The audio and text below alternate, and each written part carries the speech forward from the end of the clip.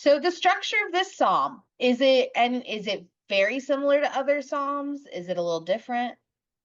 Yeah, so okay, I'm gonna, do my version of tangent now and try to get a little more academic than you may want. But there's a few ways to kind of set up this psalm. The way that I find most convincing, proposed by David Noel Friedman, is that it kind of works as a chiasmus.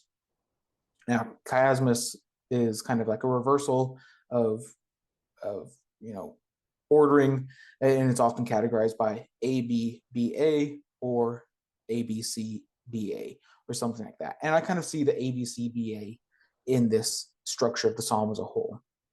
So when I translated this, I kind of separated verses 1 and 2, and then verse 3, and then verses 4, 5, and 6, then verse 7, and then verse 8 and 9, kind of creating a 5-part structure of the psalm. A lot of other translations that I saw separated into 3 different lines. The NRSV UE that I'm looking at now has 1 through 3, 4 through 6, 7 through 9. So every 3 verses. The JPS Tanakh translation has 1 through 6 and 7 through 9. What's clear and the same through all 3 of ours is we have a break between 6 and 7, and that's very evident. The tone changes, like there's something different happening in between 6 and 7. So that's very clear. Another common one that I saw was verses 1 through 4, verses 5 and 6, and then 7 through 9. Again, that break between 6 and 7. 6 and 7 reads in my translation, the let my tongue cling to my gums if I do not remember you, if I do not glorify Jerusalem over my greatest joy. And then verse 7 reads, recall, Lord, against the Edomites the day of Jerusalem, how they were saying stripper to our foundation.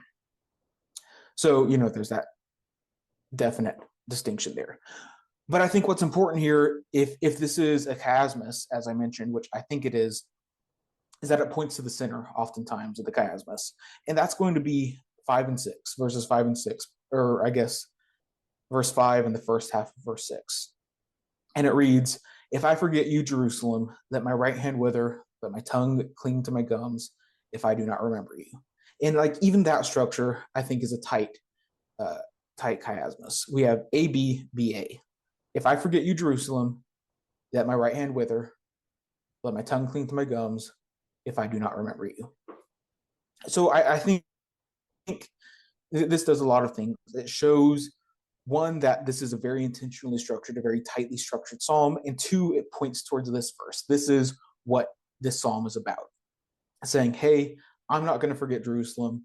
If I do forget Jerusalem, then fine, let all these bad things happen to me. But gosh golly, I'm going to remember Jerusalem.